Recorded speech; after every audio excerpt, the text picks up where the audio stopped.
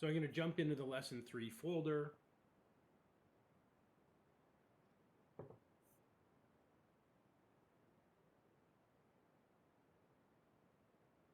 So most people did the quiz.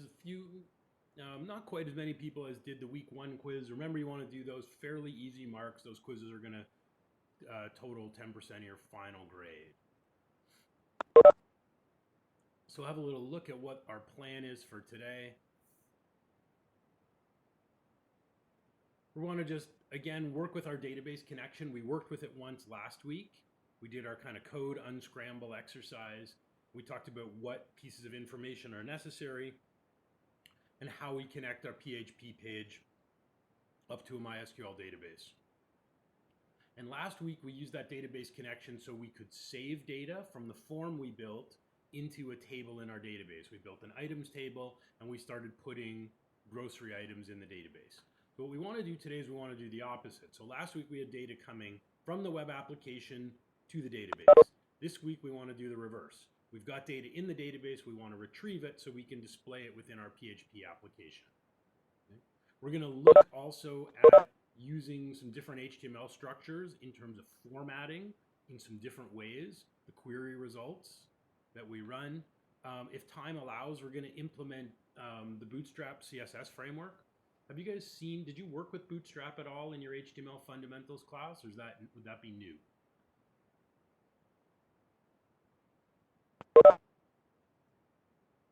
Okay, that would be new. Has anybody used Bootstrap before or have any experience with it?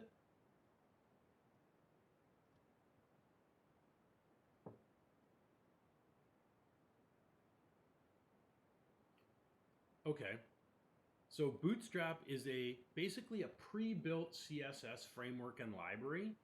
So it's kind of a quick and easy way to apply some basic styling and layout to an application. It's also designed to be mobile responsive. So it'll automatically give us a site that's going to scale to different device sizes. And many applications in the modern web, they use Bootstrap for kind of some of the responsive components, and then there's custom CSS on top of it. So the sites don't all look identical. So we'll implement Bootstrap. So this site, I think I showed it to you that I built in last year's class, our music library. So this site uses Bootstrap, so it's got components like a navigation, footer. It's got styling for things like HTML tables.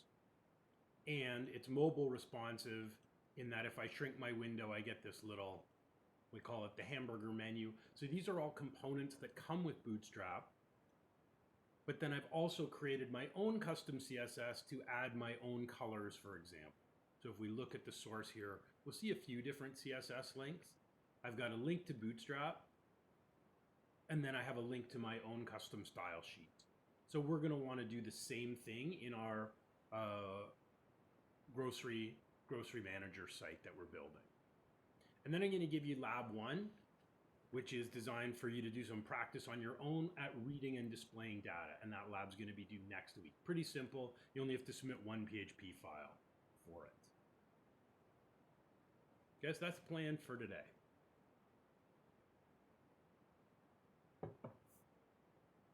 So I will go over lab 1 at the end of class. Probably make a little more sense after we complete today's lesson.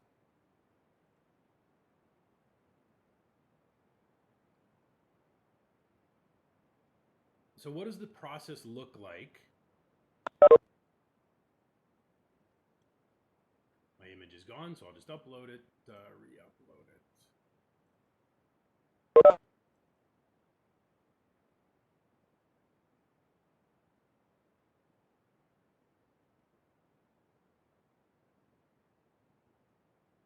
Okay, yeah, normalize is a little bit different. Bootstrap is a whole framework. I think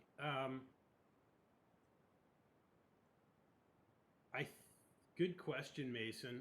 Happy to do it, but I think that's something. Let's see if I can do it. I think it's actually a WebEx setting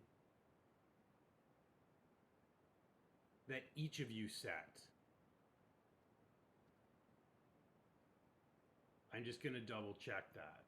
I'm not sure that's something. Oh, it's grayed out for you. Okay. I'll go into my settings and see.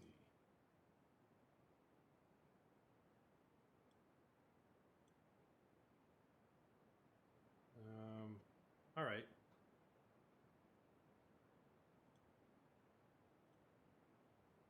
No, I've got it all of these are off. So that beep I don't think is coming from me, because I've got all of these disabled. So I'll have to look, but I'm not sure I've got that ability to change that.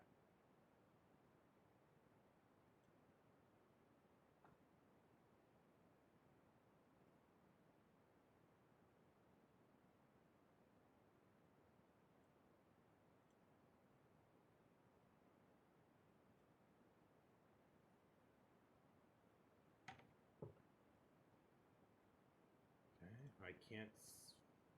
If we find it, yeah, I'm happy to change it.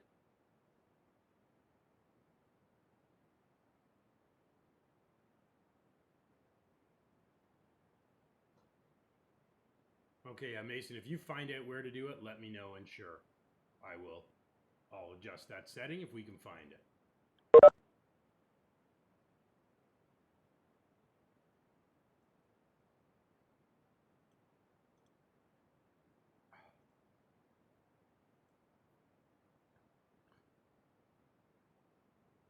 Okay, so let's have a look at our database just from last week that we can have a look. So what I'm going to do, I've already got it open, but I'm going to close it up. Just stop everything. So the first thing I'm going to do is I'll just disconnect here.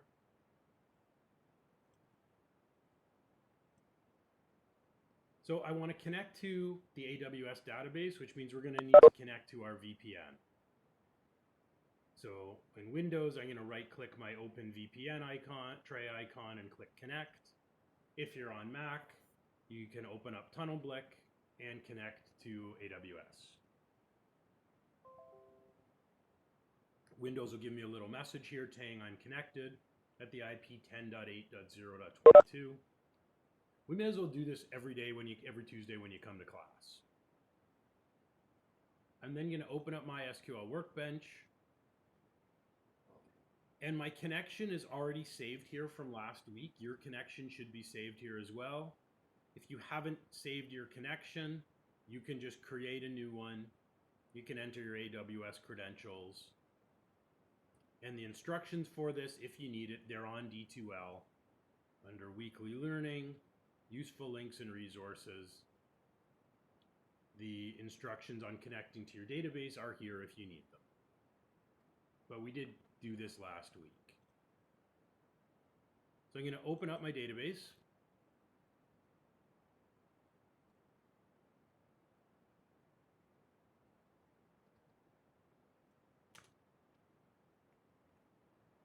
And first I'm going to run the use command to connect to the database.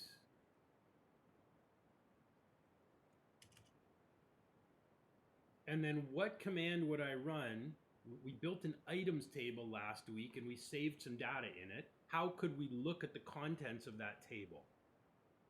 What SQL command would we execute if we want to see all the records in the items table?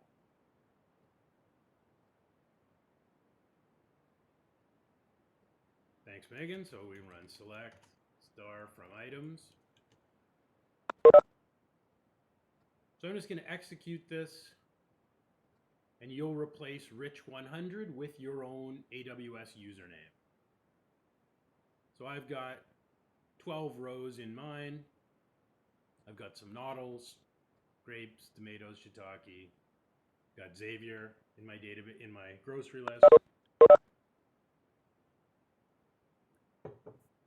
So what we want to do today is be able to display this information within our website, within our web application.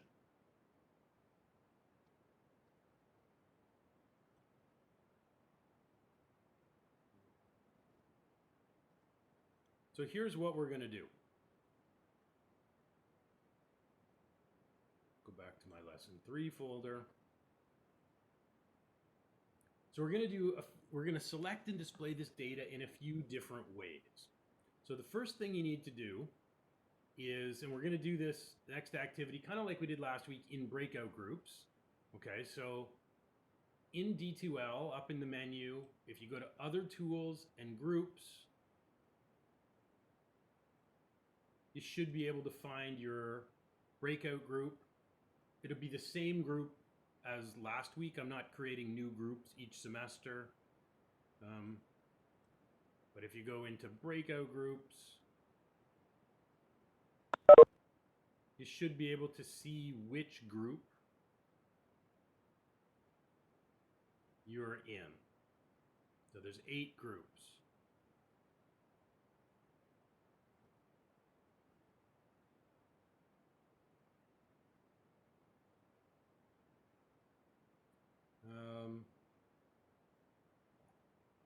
Actually, you know what? I'm going to keep it simpler today. I'm just going to just randomly assign people to a breakout group.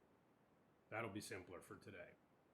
So in a minute, I'm going to open up this link here that says Collaborative Query Exercise. But please edit this in your browser. Don't download the file. Okay, so if you open up this link, it'll take you to this Word document. And there's 6 sections here in gray. So this is going to create a page that connects to the database. Don't make any changes to it yet. Just open it up. So I'm going to give you about 5-10 minutes in a breakout group. Okay, so I'll just randomly assign. If you're in breakout session 1, as a group, you have to write the code necessary for sections 1 and 6 of the page. Don't put a real password in here, however. If you're in group 2, you're going to work together to write the code in this section, number 2. If you wind up in breakout room 3, you're going to deal with the code in section 3. And section 4 and 5, you're going to write the code in the corresponding section in the file. So you have to do a little research together. Each group will have to write somewhere between 1 and 3 lines of code. Okay, so work together in the breakout rooms, which I'm going to start in a minute. And then together we're going to try and write all the code we would need that allows us to connect to the database and fetch and display the data in the items table. Are there any questions before I start the breakout groups? I'll allow 10 minutes in the breakout sessions, and you'll just be automatically assigned to one of the groups.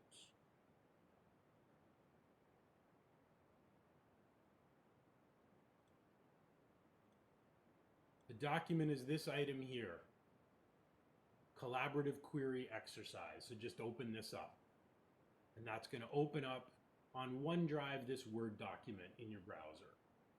So be sure you're editing it in the browser. Don't download it.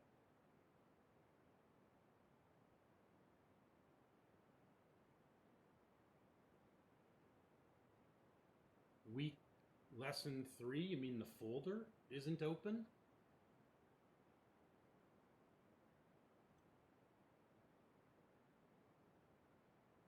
Should be visible. Lesson 3 under weekly learning.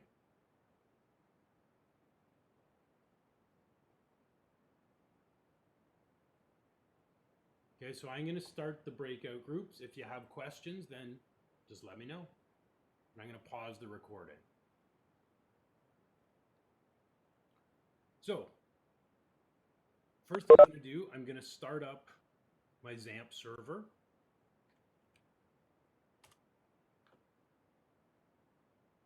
So I'm going to open up my XAMPP control panel, and I want to start the Apache server, which for me is going to run at localhost 800. For most of you, it's just going to run at the URL localhost. I'll just minimize it. I'm going to copy everything from our Word doc. So let's just copy all the code. And I'm going to open up Phpstorm and open up our project from last week. So I'm going to open up my lamp food project.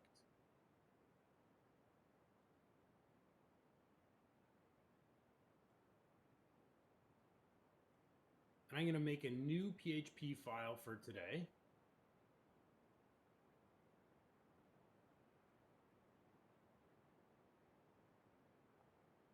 Okay, Shazil, I'll try to help you debug that in a bit. If you can't run it locally, that's fine. You can just create the file and upload it to AWS with FTP and run it that way. I'm going to create a new PHP file, and I'll call this one maybe items simple query. We're going to make a better version of the items page, but for now we just want to do it in a simple kind of unformatted page. So I'll call it item simple query. Maybe I'll set the title. And inside the body, I'm just going to paste all the code from the Word document online. So we all have the exact same code here.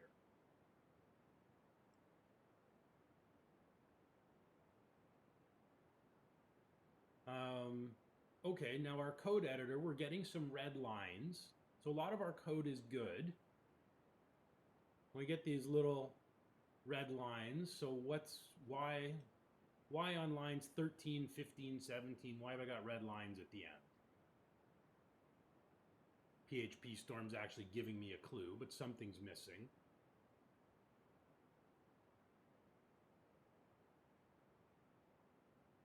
Right, so they all need semicolons. And I need to put in my username, my database name, and my AWS password. Make sure you're using your credentials. You should be using your own database for this. Eventually, I'll take the spaces out of here, but I'll just leave it. So this way, all our line numbers are the same. So then we're using PDO. Now, I think this quote I may have to fix. On line 21, yeah, I got to change those to single quotes.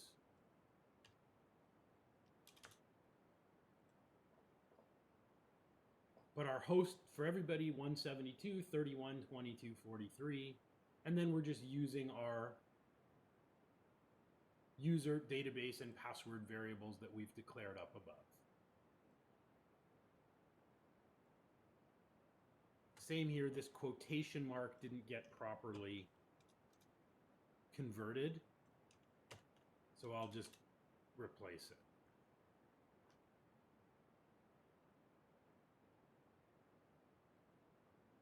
So there's our connection. So the only thing we were missing was the semicolons. Now we could just put the database name, username, and password right in this string as well. That's what we did last week.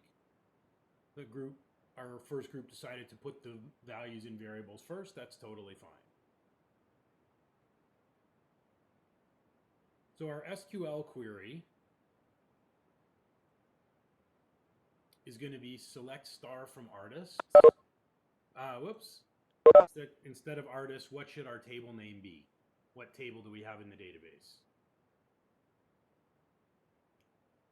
We don't actually have an artist table. Right, Tammy, thank you. We built an items table. Thanks, Roshan. So let's make sure we change that to items on line 33. Now we've also got a little issue between line 33 and 39. How come line 39 is red?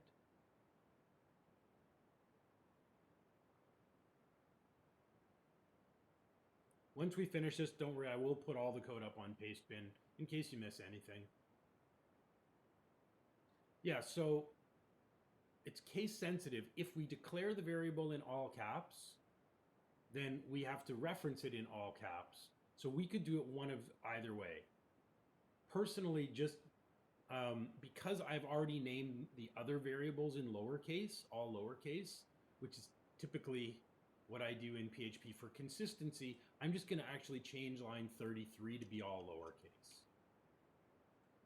Nothing wrong with keeping it in all caps, but then it also has to be in all caps on the next line. So I'm going to make them both lowercase. So we connect to the database, we set up an SQL query, we create a command variable where we're connecting up our database and our SQL query. And then on line 41, what's happening here? Should be fairly self-explanatory. What does this line that I've highlighted do?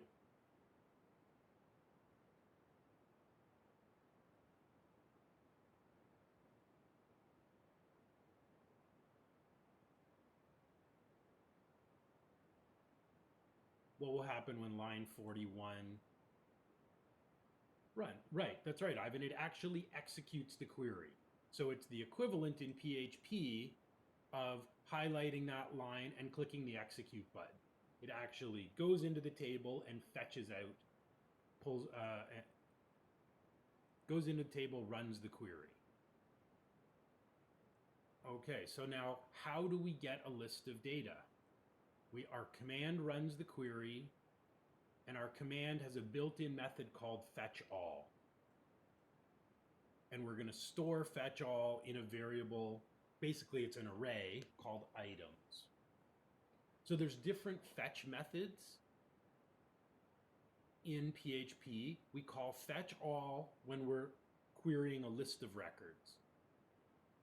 Anybody guess, if we only are selecting a single record, what method do you think we might use instead of fetchAll if we know we're only expecting to get one record?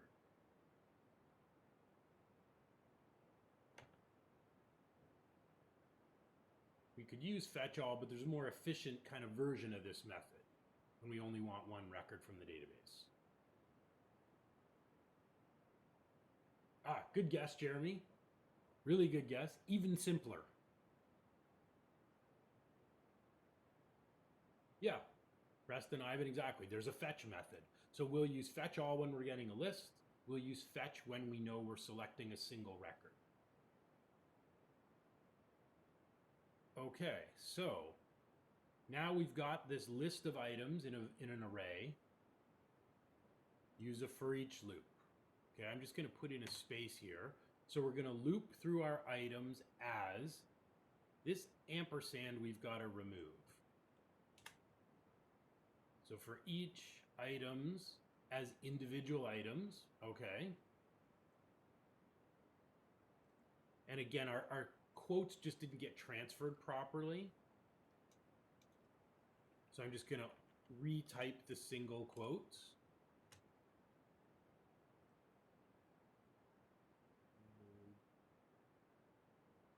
Now our code editor it's giving us a little bit of a syntax error. So I'm going to remove these curly braces. And I'm also going to remove this last concatenation because there's nothing after it. So we're going to print out item name and then the current item in the array.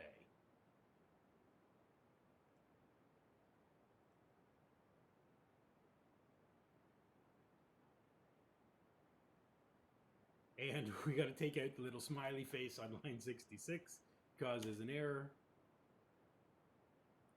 And then we disconnect. So let's try this out. I'm going to put the code up on Pastebin, but you got to put in your own credential. Okay. So here's the whole thing. And let's try it out. and see what we get.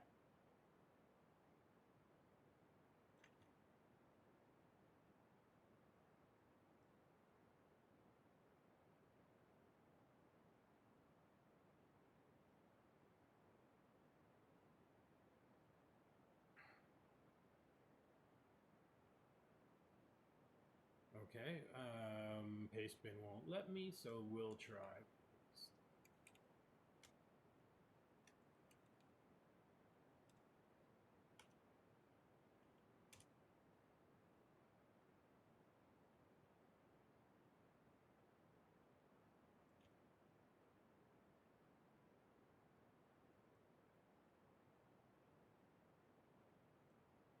Okay, so here's the full file. If you need it, again, make sure you use your own username, database name, and password.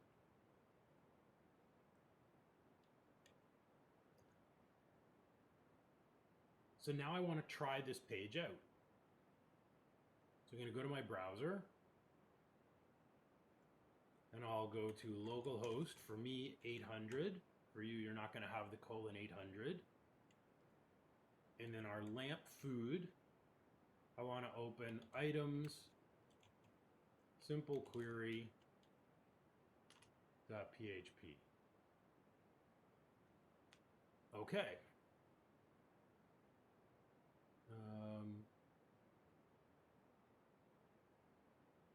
Access denied. So something's wrong in my database credential. I'll just check it with what we did last week.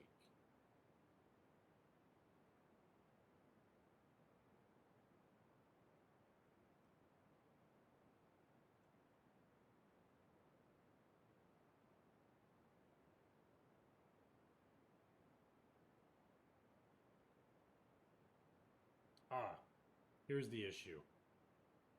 I use single quotes here.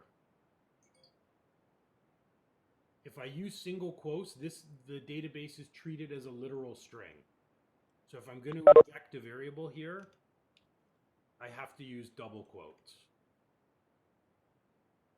So we need double quotes around this if we're injecting the variable. So on line 21, I'm going to replace those two single quotes with two double quotes instead. Right? Because it's saying the database it's connecting to is called $database. So it's treating it like a literal string. Okay, well, kind of worked. Why do I get this result? What's happening? Which part worked and which part is failing? Why do I get the same error message like 12 times?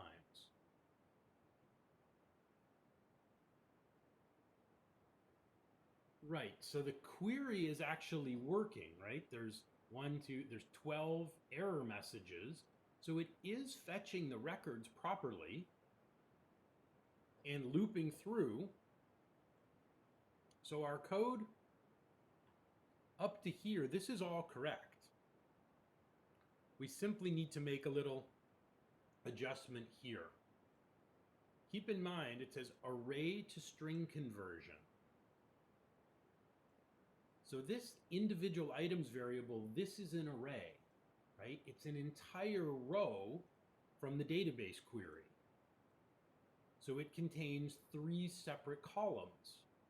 So you can't just output, we can't print it out as a string because this is actually an object. It's an array. So if we treat this like an array, how could we just print the item names?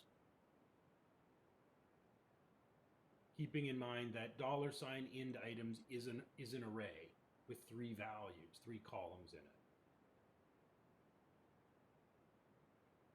So how would we access the name column from this array? Okay, we could use an index. Yep, that would work. Okay, we can do it this way. Let's try it like this.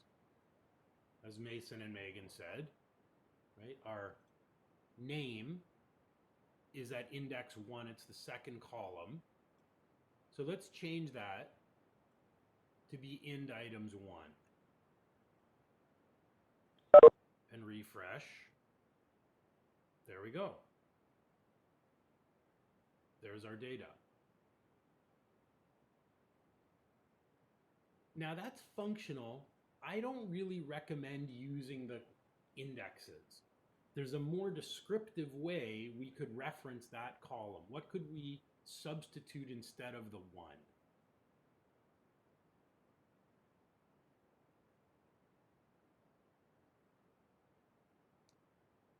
So if I replace the 1, how could we be more specific about exactly which column we want to display?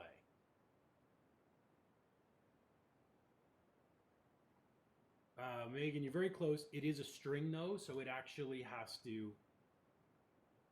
be in single quotes. This is going to give us the same result if I refresh my browser.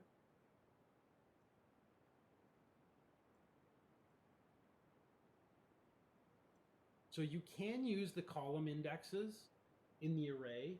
It's not recommended though. Why would this be recommended instead? I mean, on this simple page, it doesn't really matter.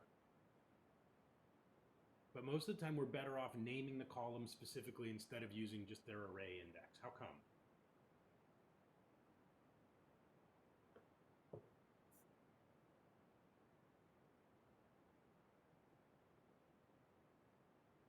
Okay, that's one possibility. Yeah, if we change the query, the columns might move. Why else would it be a good idea? Yep, Jeremy, can you explain a bit more? You're absolutely right. You can use your mics as well if that's easier. It's more descriptive. It's plain person language instead of machine language, and someone who hasn't seen your code before will be more easily able to identify it. Absolutely.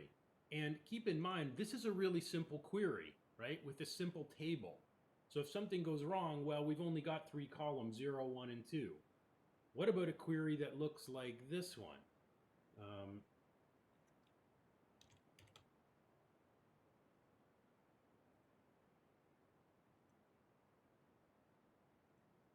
Right? If we have a really complex query, then suddenly it gets very hard to keep track of all the columns by their index. We might be querying 20 or 30 columns and outputting them.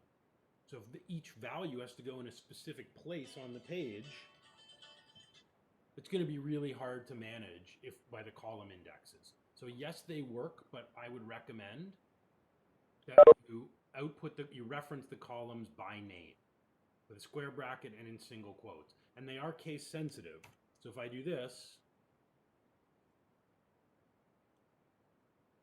right, name with a capital N is undefined.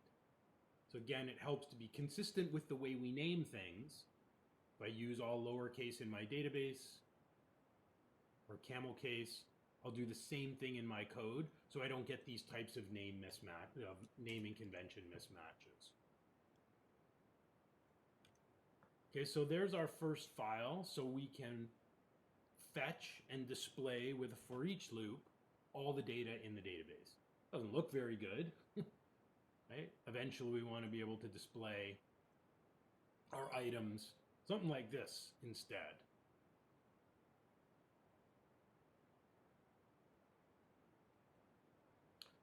Okay, it's about 10 to 3. I'll put the completed code back up on paste of code. Again, I'll just take my password out. So I'll put that back up in case anybody needs it.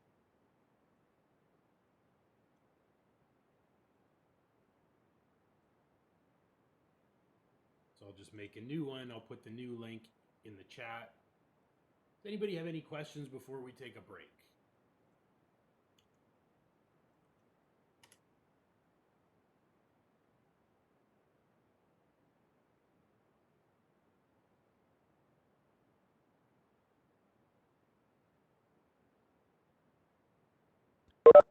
Okay, Ivan, sure, go ahead.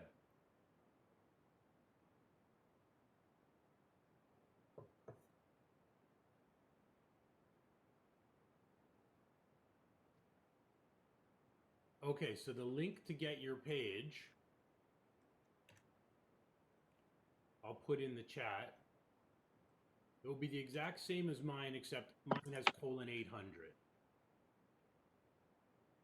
So long as you have a folder on your computer in htdocs, you've created a lamp food folder, and your file from today is in here at XAMPP htdocs, then the URL I just put in the chat is what you need. And Mason's published it as well. Thank you, Mason. And if you're having any trouble with XAMPP, I know Shaziel said he was having an issue. You can always just connect to the AWS web server by FTP, no problem, and run it that way. A little slower, but it'll work. Okay, it is 10 to 3, so let's take a 10-minute break here, and then we'll come back and we'll do some more work with querying the database.